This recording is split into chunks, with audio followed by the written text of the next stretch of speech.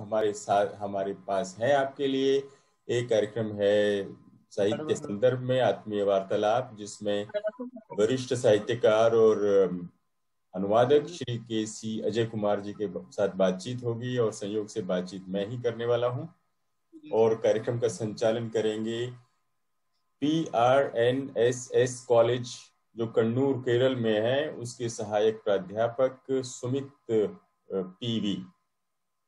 और दूसरे कार्यक्रम में हमारा भाषा विमर्श का कार्यक्रम है, जिसमें हम लोग बात करेंगे उच्च शिक्षा में भारतीय भाषाएं, और जो उसका संदर्भ है वह है अजय जी मलयालम में मूल रचनाकार हैं, उपन्यासकार हैं, साहित्यकार हैं, और इसके अलावा उन्होंने बहुत सारी हिंदी की कृतियों का, विशेष रूप से डॉक्टर नरेंद्र कोहली के जो राम कथा और रामायण पर आधारित उपन्यास हैं और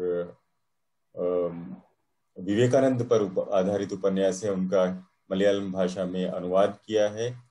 बहुत समय से हिंदी भाषा के कामों से जुड़े रहे हैं, बैंक में हिंदी अधिकारी के पद पर काम करते रहे, लेकिन हिंदी और मलयालम भाषा में साहित्य रचना के लिए, अनुवाद कार्य के लिए उन्होंने वहाँ से समय से पहले अवकाश ले लिया, ताकि अपना पूरा जीवन वे हिंदी के लिए और मलयालम भाषा के लिए और साहित्य के लिए लगा सके। तो ऐसे हमारे साथ अजय कुमार जी मौजूद हैं। और अजय जी, हम लोग बातचीत शुरू करें। आपका हार्दिक स्वागत है अजय जी, कार्यक्रम में आपका हार्दिक स्वागत है, आपका अभिनंदन है इस सब काम के लिए। और मैं चाहूंगा कि आप हमें, हमारे दर्शकों को यहाँ से शुरू करें कि आपका हिंदी भाषा के प्रति रुझान, लगाव, प्रेम किस तरह से शुरू हुआ, आप कैसे हिंदी भाषा की ओर आए? जी, सबसे पहले मैं इस कार्यक्रम के आयोजकों के प्रति मेरा हार्दिक धन्यवाद व्यक्त करना चाहता हूं कि अचानक इस प्रकार के कार्यक्रम का संयोजन हुआ है, उसमें भाग लेने का मौका मिल रहा है और मुझे स्वयं का भी परिचय देने का अवसर मिल रहा है। उसके लिए इसके आयोजकों के प्रति मैं हार्दिक धन्यवाद व्यक्त करता हूं। सबसे पहले नमस्कार, सबको नमस्कार। इसके सभी सहभागियों को भी मेरा हार्दिक नमस्कार।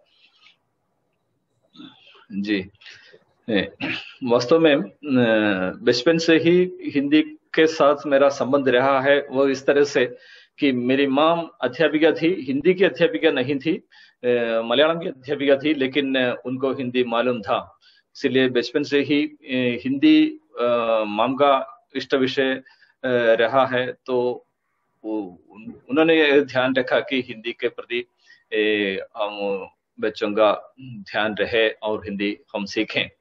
और केरल की विशेष परिस्थिति ऐसी है कि 10वीं तक हिंदी, 5वीं से 10वीं तक हिंदी एक अनिवार्य विषय है पढ़ने के लिए, और +2 और डिग्री में ऑप्शनल विषय के रूप में हम उसका चयन कर सकते हैं, मलयालम या हिंदी। मुख्य रूप से कुछ अन्य भाषाओं का भी है, लेकिन मुख्य रूप से मलयालम या हिंदी ले सकते हैं। उस प्रकार ऑप्शनल लेने की व्यवस्था है, एक तरह से व्यवस्था थी, अब भी है, लेकिन अब थोड़ा हिंदी के लिए प्रधानता कुछ सरकारी दृष्टि से कुछ कम किया जा रहा है, लेकिन तब थी। तो मैंने +2 में हिंदी ऑप्शनल विषय के रूप में लिया, और उसके बाद डिग्री में भी हिंदी ऑप्शनल विषय था मेरे लिए, और मैं मुख्य रूप से हिंदी BSc मैथमेटिक्स था, हिंदी ऑप्शनल विषय के रूप में ही सीखा था। लेकिन उसके बाद हिंदी MA में पहुंच गया, इसलिए हिंदी की पढ़ाई आगे रही। लेकिन हिंदी के प्रति जो बचपन से ही माँ का जो तात्पर्य था, उसके कारण से जब हमारे गांव के पुस्तकालय से, मेरा गांव वास्तव में केरल के पत्तनमथिट्टा जिले में, जहां जैसे आपको मालूम होगा शबरीमला मंदिर स्थित है पत्तनमथिट्टा जिले में, वहां पर कडप्रा नामक एक छोटे से गांव में है, वहां पर एक पुस्तकालय था। वो उस पुस्तकालय का मैं सदस्य रहा। तो उस पुस्तकालय से जब भी पुस्तक लेते थे, तब अनुदित रचनाओं पर भी थोड़ा ध्यान गया था, उनको भी पढ़ने का अवसर मिला। मुख्य रूप से S पल का उपन्यास अमिता मेरी याद में है, उसका अनुवाद मलयालम में निकला था। और पृथ्वीराज चौहान पर आधारित एक उपन्यास, उसका लेखक और अनुवादक कौन है मुझे आज याद नहीं है, फिर भी उस प्रकार कुछ रचनाओं के प्रति रचनाएं पढ़ने का अवसर मिला। और प्रेमचंद का प्रेमाश्रम का मलयालम अनुवाद किसी न किसी कारण से मेरे घर में था, वो शायद मेरी मांग के माध्यम से घर में पहुंचा था, उसको भी पढ़ने का अवसर मिला। तो उस प्रकार हिंदी के प्रति एक संबंध रहा है। फिर राष्ट्रभाषा के रूप में हिंदी के प्रति स्वाभाविक रूप से जो रुझान या तात्पर्य होना है वो तो रहा है। मुझे अब भी याद है डिग्री के और +2 के पुस्तकों के ऊपर मैं अंग्रेजी में नाम लिखने के बदले देवनागरी में लिखने की आदत रखी थी। तो उस प्रकार मुझे तब भी लगा था अंग्रेजी हमारी भाषा नहीं है, अंग्रेजी भारत की भाषा नहीं हो सकती, देवनागरी भारत की सामान्य लिपि है और हिंदी हमारी भाषा है। तब तो राष्ट्रभाषा के रूप में ही मालूम था, उसके बाद ही राजभाषा के रूप में उसका जो महत्व है और जो स्थान है उसके संबंध में बाद में ही पता चला था। बहुत अच्छा है, बहुत अच्छा। आपके हिंदी के प्रेम के लिए हम लोग आपका अभिनंदन करते हैं। और अजय कुमार जी, हम लोग बात शुरू में करना चाहेंगे आपके खुद के रचनात्मक लेखन के बारे में, जो आपने उपन्यास या अन्य रचनाएं लिखी हैं। तो मैं जानना चाहूंगा कि आपने कौन सी रचनाएं लिखी, क्यों लिखी, और विशेष रूप से जैसा कि आपने कहा कि आपके परिचय में है कि आपने कालिदास और विवेकानंद और टैगोर के बारे में उपन्यासों की रचना की है। तो आप हमें बताएं कि आप किस तरह से रचनात्मक साहित्य की ओर, अपने रचनाओं की ओर, लिखने की ओर आगे बढ़े। सर मैं आ गया लिखने की। हाँ ठीक है, रुकना है नहीं, बोलिए बोलिए। मुख्य रूप से पीएचडी के लिए मेरा रिसर्च का विषय स्वतंत्रता आंदोलन पर आधारित हिंदी उपन्यास था। तो उसका पूरा करने के बाद, रिसर्च पूरा करने के बाद जो थीसिस को पुस्तक आकार में प्रकाशित करने का मैंने प्रयास किया। तो मेरा में मेरा मार्गदर्शक डॉक्टर एस परमेश्वरन थे।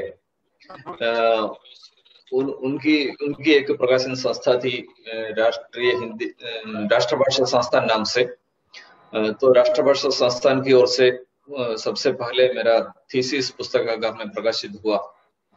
उसके बाद हम लोग शिकायत करते थे, हिंदी भाषी लोग मलयालम सीखने को तत्पर नहीं होते। तो मैंने सोचा कि हिंदी भाषा सीखने के लिए मलयालम भाषी के लिए बहुत सारी पुस्तकें अवेलेबल है, हिंदी के लिए हिंदी के व्याकरण की रचनाएं बहुत सारी उपलब्ध है। लेकिन मलयालम भाषा सीखने के लिए यदि कोई तत्परता दिखाएं तो मलयालम सीखने के लिए उसकी व्यवस्था नहीं है। तो मैंने मलयालम व्याकरण एक परिचय नाम से एक पुस्तक की रचना की, उसका भी प्रकाशन हुआ राष्ट्रभाषा संस्थान की ओर से। सौभाग्य से मुझे उसके लिए हिंदी दरभाषी लेखक पुरस्कार मिला था और पूर्व प्रधानमंत्री अटल बिहारी वाजपेयी जी के करकलम से उसे स्वीकार करने का मुझे सौभाग्य मिला। तो वास्तव में रचना के क्षेत्र में मेरा पदार्पण इस माध्यम से हुआ था। एक तो थीसिस का पुस्तकाकार देना और दूसरा मलयालम व्याकरण एक परिचय हिंदी में लिखने का। उसके बाद मेरी ओर से जो मूल रचना जो है वो मृत्युंजय नाम से मलयालम में एक उपन्यास लिखा था मैंने। उसमें सत्यवान सावित्री की महाभारतीय कथा को उपन्यास का रूप देने का मैंने प्रयास किया है। वो शायद 2006 में 2006 में था। तो उसके बाद उसका प्रकाशन हुआ। उसके बाद 2009 में मैंने कालिदास के ऊपर उपन्यास लिखा। कालिदास के जीवन के परिप्रेक्ष्य में लिखने को सोचा, इसलिए कि बहुत सारे विदेशी साहित्यकारों के संबंध में उपन्यास वगैरह है, लेकिन कालिदास हमारे कवि कुलगुरु मानते हैं, उनके संबंध में एक रचना नहीं है। मैंने सोचा कि ओके ठीक है, इस पर भी एक उपन्यास लिखने का प्रयास करता हूं। तो मैंने कालिदास पर उपन्यास लिखने के लिए कुछ पढ़ाई की, कुछ अध्ययन किया। संस्कृत के साथ मेरा थोड़ा संबंध रहा था पहले ही, यानी कि 5वीं से 8वीं कक्षा तक 3 साल के लिए केरल में मलयालम या संस्कृत ऑप्शनल लेने की व्यवस्था थी, तो मैंने मलयालम के बदले संस्कृत को ऑप्ट किया था। तो 3 साल संस्कृत पढ़ने का, संस्कृत के साथ थोड़ा संबंध रहा है, तो इसलिए कालिदास का जो अस्तित्व रस्यम जैसी देवदात्मा वगैरह जो है वो तो थोड़ा मन में था, इसलिए कालिदास मेरे लिए शायद अपना लगा। तो मैंने कालिदास पर थोड़ा शोध करके मैंने उनके जीवन के परिप्रेक्ष्य में एक उपन्यास लिखा।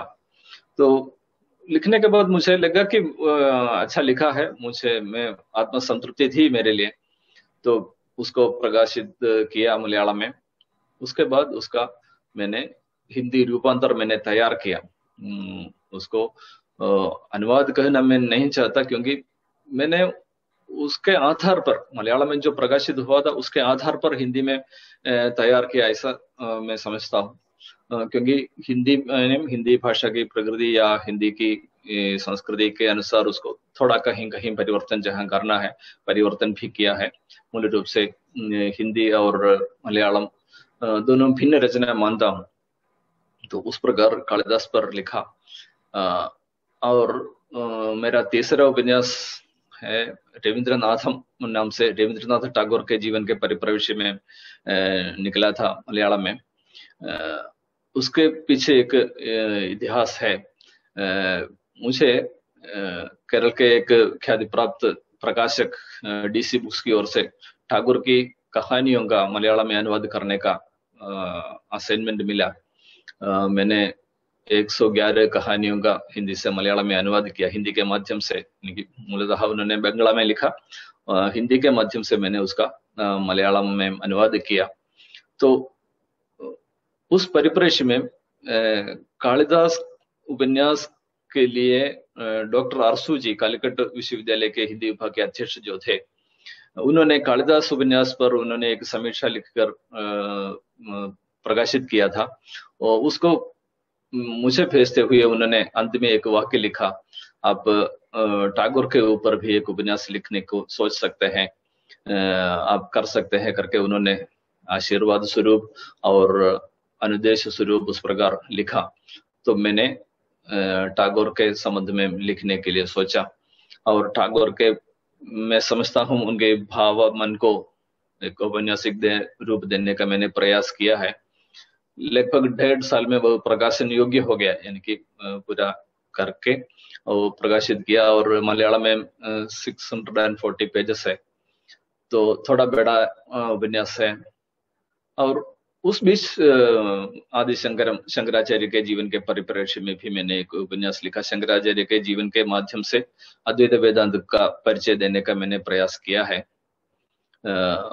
उसकी भी मलयालम में अच्छी स्वीकृति हुई है। तो इन दोनों का भी मैंने हिंदी रूपांतर तैयार किया, रविंद्रनाथम का और आदि शंकरन का, दोनों का भी रूप तैयार किया। उसके लिए प्रकाशक ढूंढा, तो स्वाभाविक रूप से प्रकाशक मिलना उतना आसान नहीं है, मुझे प्रकाशक नहीं मिला। अंत में आदि शंकरन के लिए नेशनल बुक ट्रस्ट उसके लिए तैयारी, उसको प्रकाशित करने को तैयार हुआ, और अब 2 महीने पहले उसका प्रकाशन हुआ है नेशनल बुक ट्रस्ट की ओर से। इस बीच मैं रविंद्रनाथम का हिंदी रूपांतर टैगोर एक जीवनी नाम से मैंने हिंदी रूपांतर तैयार किया था। उसका प्रकाशन, प्रकाशक मिलने के लिए मैंने बहुत कोशिश की, कईयों से संपर्क किया, लेकिन उसका आकार बहुत बड़ा होने के कारण, या सोचा होगा कि केरल वासी, बंगलावासी टैगोर के संबंध में क्या उपन्यास लिखने वाला है, क्या लिख सकते हैं, ऐसा सोचा होगा। पता नहीं उन्होंने किस आधार पर प्रकाशकों ने उसका तिरस्कार किया। तो अंत में मुझे स्वयं उसका प्रकाशित करने को सोचना पड़ा, और मैंने एक प्रकाशन संस्था की स्थापना की, अमृत सागर प्रकाशन नाम से। तो अमृत सागर प्रकाशक की ओर से उसका भी प्रकाशन अभी हुआ है। उसके साथ मैंने कालिदास का और मृत्युंजय नाम से जो उपन्यास सूर्य गायत्री नाम से हिंदी में प्रकाशित हुआ था, उसका पुनः प्रकाशन किया सत्यवान सावित्री नाम से। इन सब का किंडल वर्जन भी प्रकाशित किया है। और इस प्रकार अब उसके जो टैगोर एक जीवनी प्रकाशित होने के साथ ही उसी समय आदिशंकर का भी प्रकाशन नेशनल बुक ट्रस्ट के ओर से हुआ। तो इस प्रकार चारों उपन्यास एक साथ पिछले महीने प्रकाश में आया या बिक्री के लिए तैयार हुआ, ऐसा समझता हूँ। तो मेरी मूल रचना की कहानी इतनी है। बहुत अच्छा जी, बहुत अच्छी कहानी है। और अजय कुमार जी, मैं आपसे जानना चाहता हूँ कि आपने जो सत्यवान सावित्री पर उपन्यास लिखा या कालिदास पर लिखा या शंकराचार्य पर लिखा, तो इसमें बहुत सारी रचनाएं, तो बहुत सारे उपन्यास तो अन्य भाषाओं में, विविध भाषाओं में पहले से मौजूद हैं। तो आप कोई ऐसी मार्मिक बात किसी भी उपन्यास के बारे में, या कोई विशिष्ट बात या ऐसी चीज जो आपको अलग लगी, वो हमारे साथ साझा करना चाहेंगे तो हमें बहुत खुशी होगी।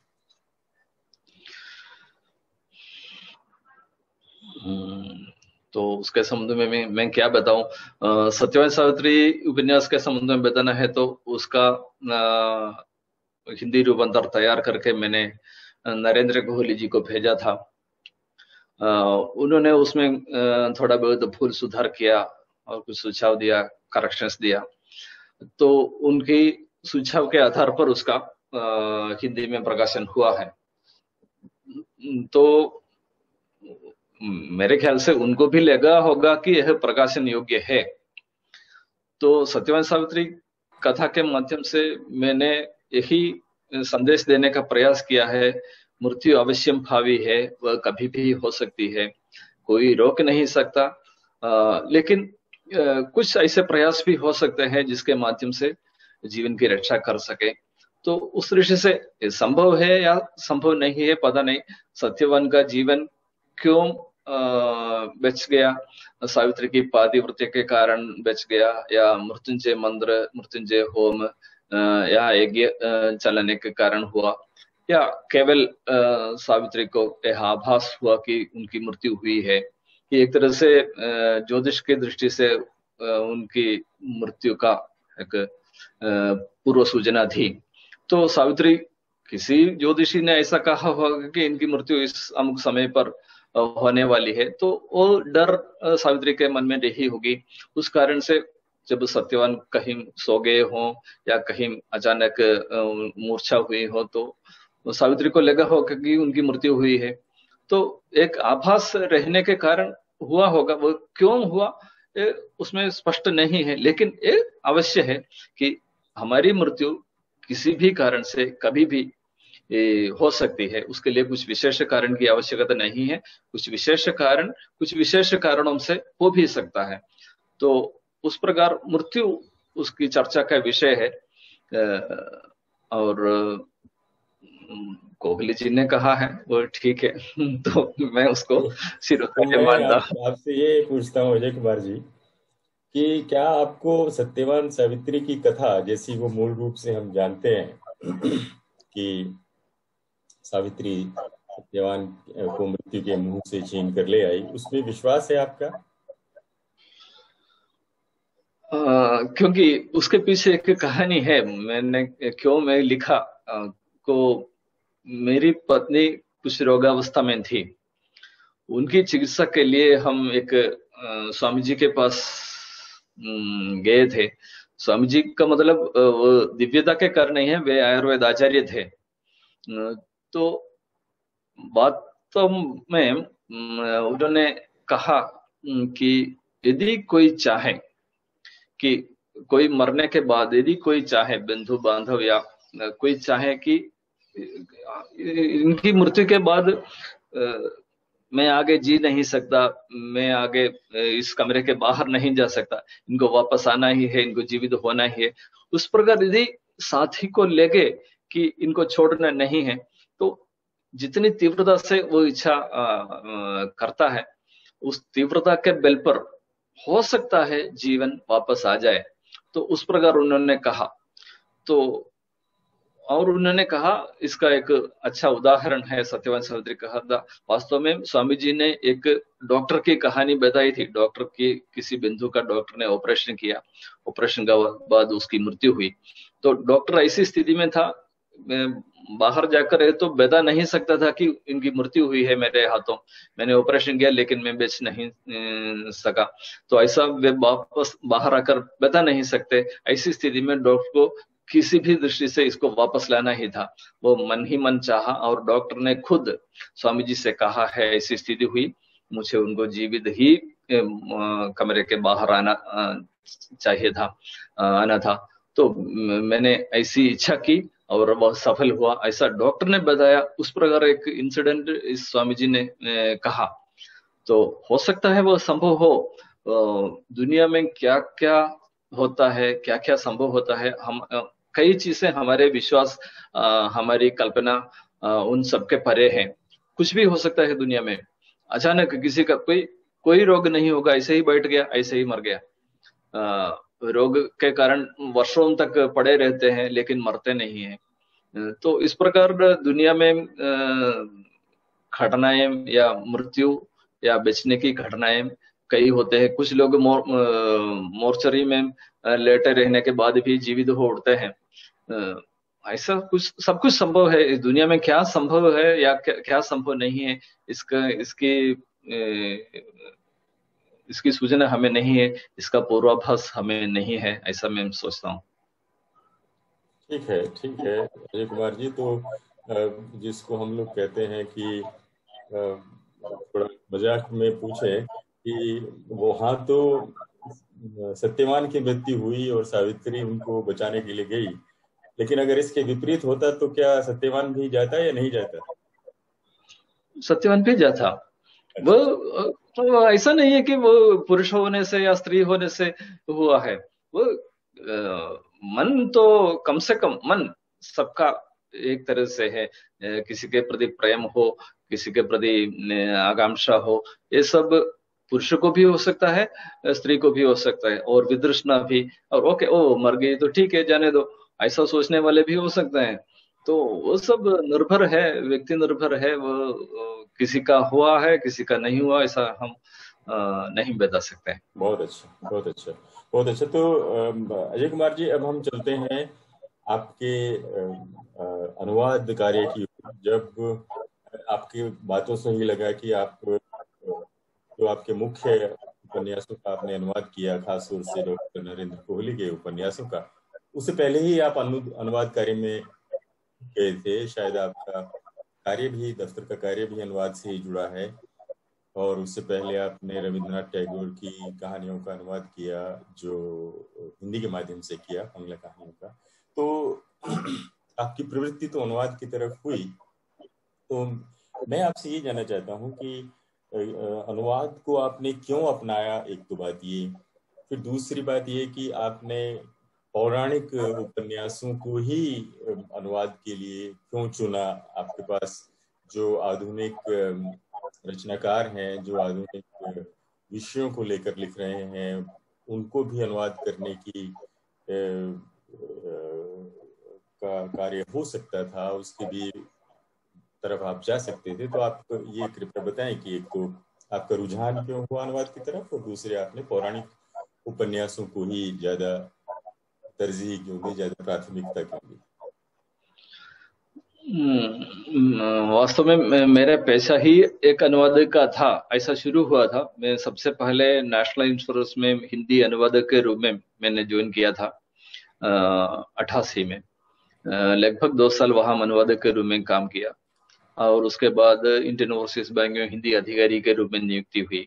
तब भी मुख्य काम अनुवादक का ही रहा है, और कुछ अध्यापन भी उसके साथ साथ प्रबोध प्रवीण प्राज्ञ परीक्षाओं के लिए कर्मचारियों को प्रशिक्षित करना था, वो अध्यापन भी रहा है। लेकिन मूलतः मेरी आकांक्षा अध्यापक बनने की ही थी। लेकिन उस जमाने में केरल में प्राइवेट कॉलेजेस में नियुक्ति के लिए, अब भी है, नियुक्ति के लिए पैसा चाहिए था। पीएससी के लिए भी 4-5 साल गैप के साथ ही चयन होता था। तो मुझे बाई चांस नेशनल इंश्योरेंस में अनुवादक के पद के लिए अप्लाई करने का और वहां नियुक्ति मिली। और कॉलेज में जहां भी इंटरव्यू के लिए गया था वहां तब मुझे एमफिल था, एमफिल होते हुए भी ऐसे लोगों को नियुक्ति मिली जिनको एमफिल भी नहीं था। तो उसमें चयन प्रक्रिया की समस्या थी या ऐसी व्यवस्था थी, तो मुझे अनुवादक का काम मिला। तो मुझे यही लगा कि मैं इस कार्य को महत्व दूं, इसमें लगे रहूं। तो अनुवाद कार्य रहा, लेकिन हिंदी को मैंने हिंदी भाषा को मैंने छोड़ा नहीं, साहित्य को छोड़ा नहीं। मैं अपना अनुसंधान कार्य जारी रखा। और मेरी पत्नी भी हिंदी अध्यापिका थी, वो हिंदी एमए थी। तो उसके लिए हमने अनुसंधान के लिए नरेंद्र कोहली के मिथकीय रचनाओं पर आकर रुक गई, ऐसा कहना चाहिए। क्योंकि उन्होंने पहले पौराणिक रचनाओं पर, हिंदी साहित्य की पौराणिक रचनाओं पर शोध शुरू किया था, फिर पौराणिक उपन्यासों पर आकर रुक गई। उसके बाद अंततः नरेंद्र कोहली की पौराणिक रचनाओं, मिथकीय रचनाओं पर आकर रुक गई।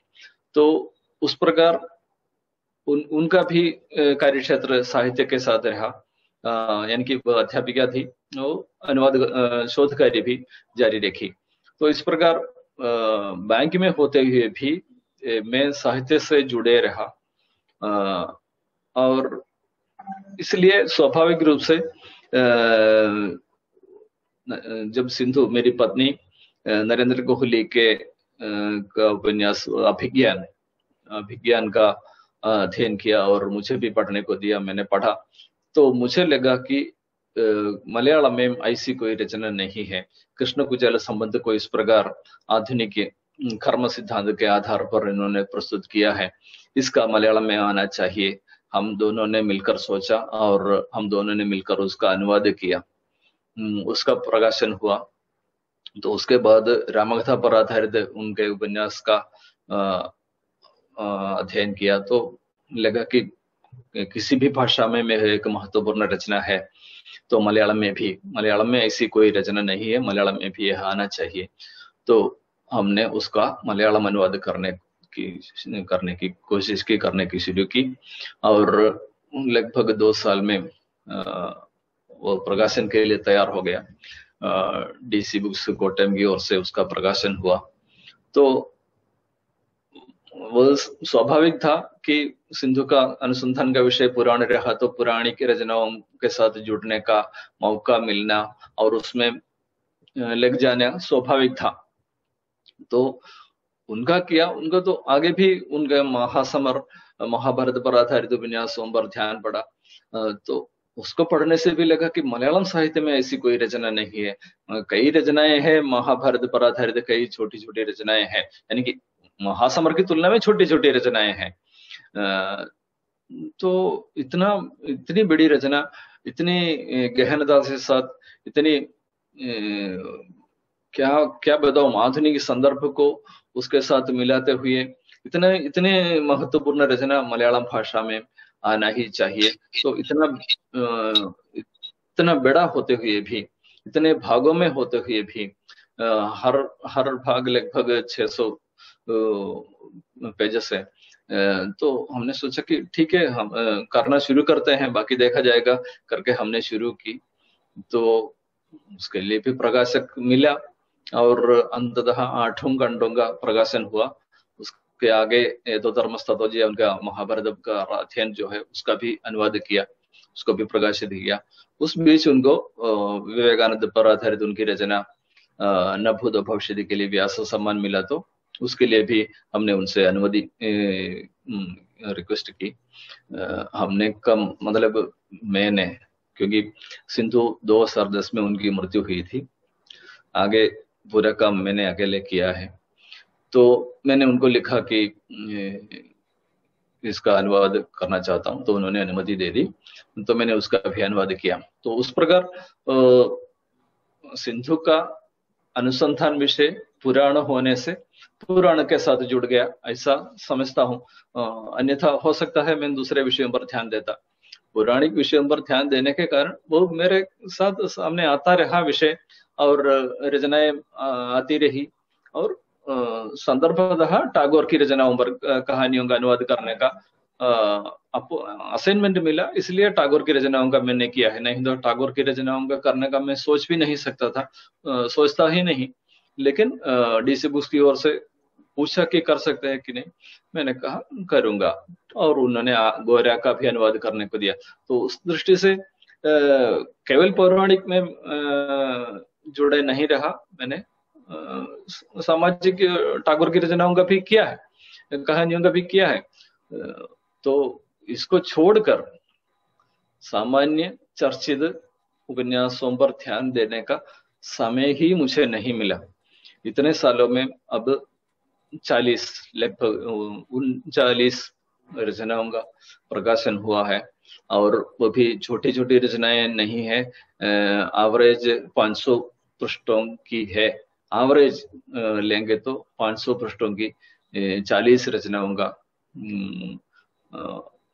39 या 40, कभी कभी गिनने से लगता है 41 है, कभी कभी लगता है 49 है।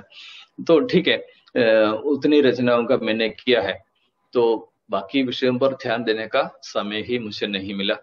और टागोर के उपन्यास का भी वो भी सामाजिक है। मैंने अपना जो लिखा है तो वो सामाजिक रचना समझना चाहिए। और वेदांत दर्शन लिखने के लिए मैंने शंकराचार्य पर लिखा, लेकिन उसमें भी सामाजिक विषय है, समाज है। बहुत अच्छा, बहुत अच्छा, आपका धन्यवाद ये बताने के लिए। और अजय कुमार जी, हमारे जो संचालक हैं सुमित जी शायद जुड़ गए हैं हमारे साथ। सर मैं यहाँ हूँ। अच्छा, आपका वीडियो चालू नहीं है शायद? सर अभी करता हूँ। हाँ, तो सुमित जी आप रहिए वहां पर। जब हम लोग बातचीत समाप्त करेंगे तो मैं आपको अवसर दूंगा कि आप हम दोनों का परिचय दें और फिर कार्यक्रम को आगे बढ़ाएंगे। जरूर सर, जरूर। अच्छा ठीक है, तो अजय कुमार जी हम बातचीत को रोकते नहीं हैं, और मैं आपसे ये जानना चाहता हूँ कि आपने कहा कि डॉक्टर नरेंद्र कोहली ने अपने उपन्यासों में प्रसंगों को, पात्रों को, घटनाओं को नए ढंग से, आधुनिक ढंग से, आधुनिक कर्म सिद्धांत के हिसाब से प्रस्तुत किया। तो अगर आप हमें, हमारे दर्शकों को एक दो ऐसे बातें बता सकें जो लगे कि उनकी दृष्टि नवीनता से पूर्ण थी, तो शायद हम लोग उसका ज्यादा अच्छी तरह से सराहना कर सकें। हमने जब अभिज्ञान का मलयालम में अनुवाद करके प्रकाशित किया, मलयालम में हमने उसको कर्मयोगम नाम दिया था।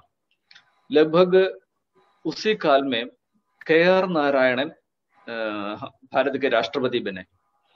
KR नारायण वास्तव में सिंधु, मेरी पत्नी सिंधु KR नारायण के गांव में कॉलेज में काम करती थी।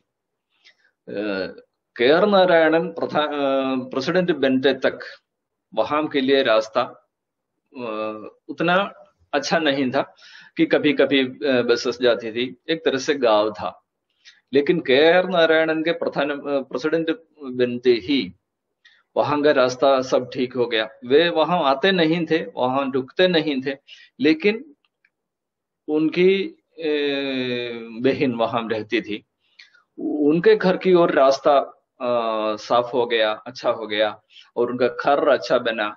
सब कुछ सरकार ने करके दिया, केरल सरकार ने और केंद्र सरकार ने। मुख्य रूप से मुझे लगता है केरल सरकार ने ही हाथ बढ़ाया और उनका घर सब कुछ अच्छा बना के दिया, और रास्ता अच्छा हो गया। तो वास्तव में कर्मयोगम में नरेंद्र कोहली जी यही बता रहे थे, यदि अधिकार के केंद्रों के साथ हमारा संबंध जुड़ जाने से हमारा महत्व बढ़ जाता है। हम जहां रहते हैं वहां का भी महत्व बढ़ जाता है। हम किस गांव का है उस गांव का भी महत्व बढ़ जाता है।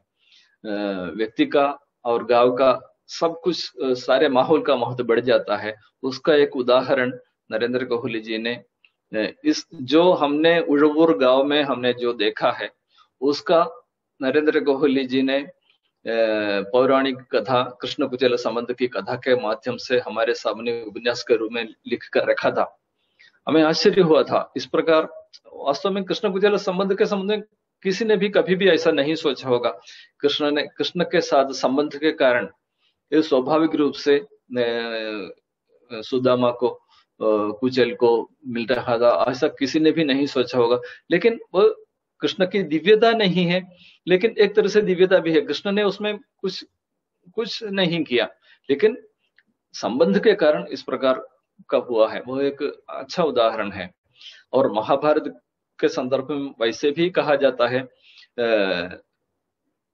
कृष्ण एक तरह से पौराणिक, राम एक तरह से पौराणिक है, कृष्ण एक तरह से आधुनिक है। तो उस प्रकार की आधुनिकता महाभारत की कथा में सब कहीं है। किसी भी संदर्भ को देखिए, उसको आधुनिक संदर्भ में हम देख सकते हैं। लेकिन नरेंद्र कोहली की महत्ता इसी में है कि आधुनिक संदर्भ में उसको लाते हुए पौराणिकता को और पौराणिक महत्व को, उसके आत्मीय या सांस्कृतिक महत्व को उनने कहीं भी छोड़ा नहीं है। आधुनिक दृष्टिकोण ऐसा है कि रावण को महत्व करके लिखो तो पब्लिसिटी मिलेगा, दुर्योधन को महत्व करके लिखो तो पब्लिसिटी मिलेगा। लेकिन नरेंद्र कोहली ने ऐसा नहीं किया। नरेंद्र कोहली जी ने जिस महत्ता के साथ महाभारत के पात्रों को देखना था, उस महत्व के साथ देखा, और उस महत्व को और आधुनिक भाषा में, आधुनिक लोगों को समझने लायक भाषा में उन्होंने उसको प्रस्तुत किया। और उतने रोचक ढंग से, कोई भी केरल में भी अभी कई भागों का 5वां एडिशन चल रहा है मलयालम में। उसका ज्यादा पब्लिसिटी नहीं है। यहाँ के साहित्यकारों की एक विशेषता है, हिंदी से अनुवादित रचनाओं का कोई ध्यान नहीं देगा, कुछ भी नहीं लगेगा, उस और ध्यान ही नहीं देगा। उसको कहीं भी उन्होंने रिव्यू छापेगा नहीं, कुछ भी महत्व नहीं देगा। हम जो लिखते हैं उसी को महत्व देंगे। तो वो केरल के एक तरह से एक कहा जाता है एक कॉकस है, तो उनका जिनको महत्व देना है उन्हीं को वे महत्व देंगे। उनको यदि आदमी पसंद नहीं है तो वो कोई महत्व नहीं देगा, कहीं भी उसको उजागर नहीं करेगा, कहीं भी स्कूल कॉलेज लाइब्रेरीज में उसको खरीदेगा नहीं।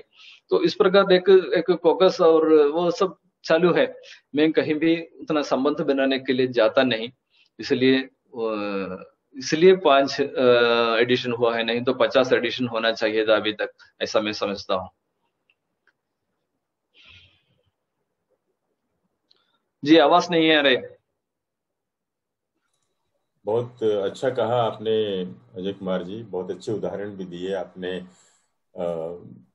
ये अपने बातों को साबित करने के लिए। और आपने ये कहा कि हिंदी के प्रति बहुत ज्यादा रुझान नहीं है, तो क्या ऐसा संकेत है कि हिंदी के प्रति बहुत ज्यादा आकर्षण नहीं है, या उसका स्वागत नहीं होता है, या विरोध होता है? एक कैसी स्थिति है हिंदी की केरल में के लोगों की हिंदी के प्रति? केरल में हिंदी के प्रति विरोध नहीं है। अच्छा। आम जनता हिंदी का स्वागत करती है, लेकिन सरकारी दृष्टि से हिंदी को कोई महत्व नहीं देता। सरकारी दृष्टि से हिंदी में एक उदाहरण दूं तो हिंदी रचनाओं के लिए सरकारी दृष्टि से कोई पुरस्कार नहीं देगा। साहित्य अकादमी है केरल में, पुरस्कार देगा तो वे यही सोचेंगे कि दूसरी किसी भाषा से हो, अंग्रेजी से हो या किसी दूसरी भाषा से अनुवाद है तो वे पुरस्कार देंगे। हिंदी से अनुवाद के लिए वे कम ही पुरस्कार देते हैं। और पहले 10वीं तक हिंदी एक तरह से कंपलसरी विषय था, लेकिन आजकल मलयालम को महत्ता देते हैं। हिंदी में पास नहीं हुआ तो भी पास हो सकता है। और +2 में मलयालम एक तरह से अनिवार्य कर दिया कि पीएससी में अपॉइंटमेंट मिलना है तो सिलेक्शन मिलना है तो मलयालम का की जानकारी अनिवार्य है, मलयालम का अध्ययन करना अनिवार्य है। तो उस प्रकार अनिवार्य कर दिया तो लोग स्वाभाविक रूप से हिंदी छोड़कर मलयालम सीखने के लिए जाना पड़ता है। और पीरियड कम कर दिया तो अध्यापकों की वैकेंसी कम होगी, अध्यापकों की वैकेंसी कम हो गई तो हिंदी एमए के लिए भी छात्रों की कमी हुई। तो उस प्रकार थोड़ा कर्टेलिंग कर रहे हैं। और सरकारी दृष्टि से कुछ भी हिंदी के प्रति, हिंदी की सहायता के लिए, प्रोत्साहित करने के लिए कुछ भी नहीं होता, ऐसा मैं समझता हूँ। लेकिन आम जनता पूरे मन से, खुले मन से हिंदी का स्वागत करते हैं। आजकल बंगाल से, उड़ीसा से, बिहार से बहुत सारे लोग काम के लिए आते हैं, इसलिए एक तरह से हिंदी का पक्का प्रचार हो गया। पहले बेसिस में कभी कहीं भी हिंदी में बोर्ड लिखने का, देवनागरी में लिखने का हम सोच भी नहीं सकते थे।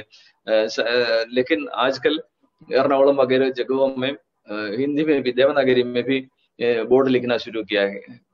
तो ये बहुत हिंदी का जी, प्रचार हो रहा है, उसमें कोई बहुत शंका नहीं। बहुत खुशी की बात है और अच्छा है। हम सब भारत में रहते हैं, एक दूसरे की भाषाओं को जानना चाहिए। अजय कुमार जी, बातें बहुत हैं आपके बारे में जानकर, आपके काम के बारे में जानकर बहुत खुशी हुई। अब हम अंत की ओर जा रहे हैं और अगर सुमित जी अभी वहां पर हैं, सुमित जी आप हैं? हाँ सर हूँ, मैं हूँ ठीक है। सुमित जी कहाँ गए? सर, मैं यही हूँ। हाँ ठीक है। हेलो। तो सुमित जी, मैं अब आपको आमंत्रित करना चाहता हूँ इस कार्यक्रम में अपने योगदान के लिए। आप चाहें तो शुरू में अजय कुमार जी का कुछ परिचय दे सकते हैं। आप फिर गायब हो गए, दिखाई देते हैं क्या? हैं क्या? सर मैं यही हूँ। अच्छा हाँ ठीक हाँ है। मैं आपको हाँ स्पॉटलाइट में लाना चाहता था, लेकिन कहीं दिखाई नहीं दे रहे आप सुमित सर, जी। यही हूँ, मैं बात कर अच्छा रहा हूँ।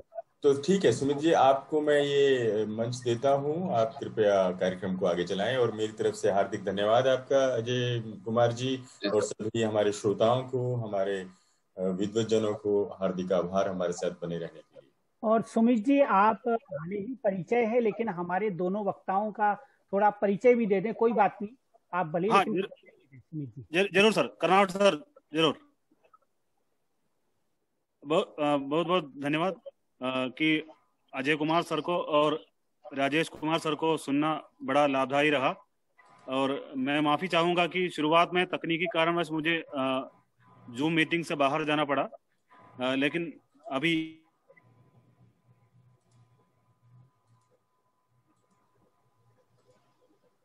फिर कुछ कारणों से आपको बाहर जाना पड़। अंत में ही सही। Ajay Kumar sir, hello. हाँ जी हाँ, आवाज आ रही है? आवाज आ रही है, बोलिए आप। हेलो, हाँ। जी नमस्कार।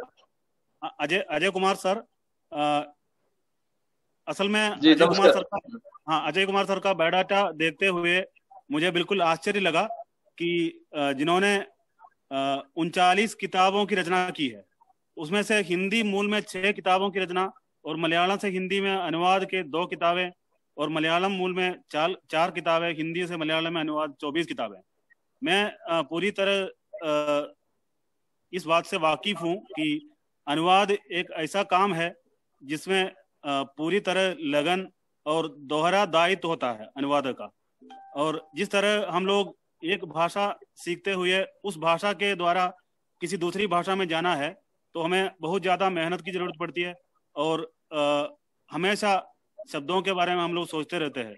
मैं बैंक में काम करते हुए बैंक ऑफ बड़ौदा में हिंदी अधिकारी के रूप में काम करता रहा, और जिस तरह अजय कुमार सर की जो किताबों की संख्या देखते हुए मुझे लगा कि 500 पन्नों की लगभग उन्होंने 24 किताबों का अनुवाद अन्य भाषाओं से मलयालम में और मलयालम से अन्य भाषाओं में उन्होंने अनुवाद किया है। अनुवाद कार्य असल में एक भाषिक सेतु की प्रक्रिया है। एक भाषा से दूसरी भाषा में जाने के लिए सेतु का कार्य, सेतु बनाने का कार्य है। तो जिस तरह अजय कुमार सर का जो काम है, वो हम जैसे अनुवाद के विद्यार्थी के लिए बिल्कुल प्रेरणादायक है। अजय कुमार सर इसके अलावा भी मलयालम में मौलिक लेखन के द्वारा भी अपनी प्रसिद्धि पाई है। असल में कर्नावट सर के द्वारा मुझे एक ऐसी उपलब्धि मिली है कि मैं अजय कुमार सर से अपना परिचय साबित कर सका। अजय कुमार सर को अपने लेखन के लिए, अनुवाद कार्य के लिए कई पुरस्कार प्राप्त हुआ है। हिंदी दर भाषी हिंदी लेखक पुरस्कार, गोरा उपन्यास के अनुवाद के लिए 2005 में साहित्य अकादमी अनुवाद पुरस्कार, 2018 में मॉरिशस में आयोजित विश्व हिंदी सम्मेलन में विश्व हिंदी सम्मान प्राप्त हुआ है। 2019 में कमल गोयंका फाउंडेशन का सत्यनारायण गोयंका अनुदित साहित्य पुरस्कार। इस तरह तमाम पुरस्कारों से वे नवाजे गए हैं। इस तरह के एक अत्यधिक महत्वपूर्ण व्यक्तित्व को आज साक्षात्कार के माध्यम से हमारे सामने परिचित कराने वाले राजेश कुमार जी का भी मैं संक्षिप्त रूप से आपके सामने परिचित कराना चाहूँगा। राजेश कुमार जी टेक्सास यूनिवर्सिटी में और नेशनल ओपन स्कूल में निदेशक के रूप में टेक्सास यूनिवर्सिटी में 1 साल प्रोफेसर के रूप में और गूगल, माइक्रोसॉफ्ट, एप्पल इत्यादि कंपनियों में भाषा वैज्ञानिक के रूप में जिन्होंने अपनी सेवाएं प्रदान की है। और ऑल इंडिया रेडियो में समाचार संपादक के रूप में भी उन्होंने काम किया है। अनेक लघु फिल्मों का निर्देशन किया है। इसके अलावा कई पत्रिकाओं के जैसे हेलो इंडिया, युग तेवर, प्रवासी इंडिया जैसी पत्रिकाओं का जिन्होंने संपादन किया है। उन्हें भी अपने रचनात्मक योगदान के लिए कई पुरस्कार, सम्मान प्राप्त हुआ है। उत्तर प्रदेश साहित्य अकादमी का टेलीग्राफ पुरस्कार, रामजी वोरा सेवा समिति द्वारा, गुजरात समन्वय समिति द्वारा उन्हें पुरस्कृत किया है। उनकी भी कई किताबें हैं, नाटक है, व्यंग्य साहित्य है, अनुवाद है, बाल उपन्यास है, भाषा विज्ञान की कई किताबें हैं। मैं अपने आप को बहुत लाभान्वित समझता हूँ कि ऐसे महान हस्तियों से हमारा परिचय हुआ है। और आज के कार्यक्रम में आप लोगों ने देखा है, अजय कुमार जी ने अपने वक्तव्य द्वारा हम लोगों को अत्यधिक लाभान्वित किया है। मैं अभी आप सबकी इजाजत से धन्यवाद ज्ञापित करने के लिए डॉक्टर परमान सिंह, मैसूर से संबंधित, मैसूर राज्य से बिलोंग करते हैं, परमान सिंह जी को आमंत्रित करता हूँ। परमान जी केंद्रीय हिंदी संस्थान में मैसूर केंद्र के क्षेत्रीय निदेशक हैं, प्राध्यापक हैं और केंद्रीय हिंदी संस्थान इन सभी कार्यक्रमों में बराबर का भागीदारी करते हैं। तो ऐसे परमान जी हमारे साथ आज। धन्यवाद सर, सुमित जी धन्यवाद। इस आभासी मंच से जुड़े हुए सभी विद्वानों को मेरा सादर नमस्कार। ये जो आयोजन हर रविवार को होता है और खासकर आज का केंद्रीय हिंदी संस्थान तथा विश्व हिंदी सचिवालय के संयुक्त तत्वाधान में वैश्विक हिंदी परिवार के आज का आयोजन कई मामलों में महत्वपूर्ण है। इस प्रथम सत्र में जो आज हम लोगों के सामने प्रख्यात साहित्यकार और हिंदी मलयालम अनुवादक केसी अजय कुमार के विचारों से जो प्रेरणा मिली है, बहुत कुछ मायने में बहुत ही अच्छी है। कई बातें जो है सुनने और समझने को मिली। एक तो यह जान के बड़ा अच्छा लगा कि आदरणीय केसी अजय कुमार जी का परिवार पूरा हिंदीमय है। आपको हिंदी सीखने की प्रेरणा जो है अपनी माँ से मिली। आपकी पत्नी स्वयं हिंदी अध्यापिका थी और आपके विचारों से हम लोग अवगत हुए ही कि आप हिंदी की कितनी सेवा कर रहे हैं। तो दक्षिण भारत के सुदूर केरल प्रांत में हिंदी की इतनी बड़ी उपस्थिति हम सभी के लिए बड़ी गौरव की बात है और इसके लिए मैं आपका सर तहे दिल से धन्यवाद करता हूं।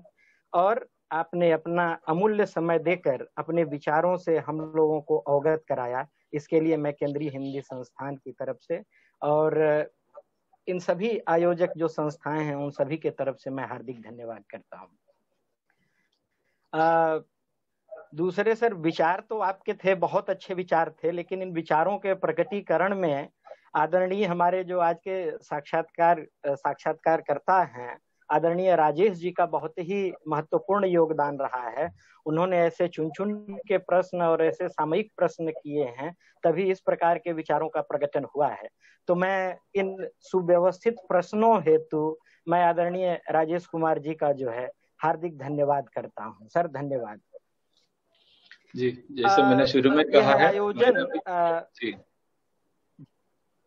हाँ सर, ये इस आयोजन चूंकि यह अनुवाद से इसमें ये सत्र जो है इसमें है, तो मैं एक चीज का लोभ नहीं संवरण कर पा रहा हूँ, साझा करना चाहता हूँ आप लोगों से कि हमारे जो है केंद्रीय हिंदी शिक्षण मंडल के उपाध्यक्ष आदरणीय श्रीयुत अनिल कुमार शर्मा जोशी जी और हमारी आदरणीय निदेशिका प्रोफेसर वीना शर्मा मैडम जी के नेतृत्व में केंद्रीय हिंदी संस्थान एक डेटाबेस तैयार करने की योजना बना रहा है, जिसमें 2 तरीके के विद्वानों का विवरण होगा।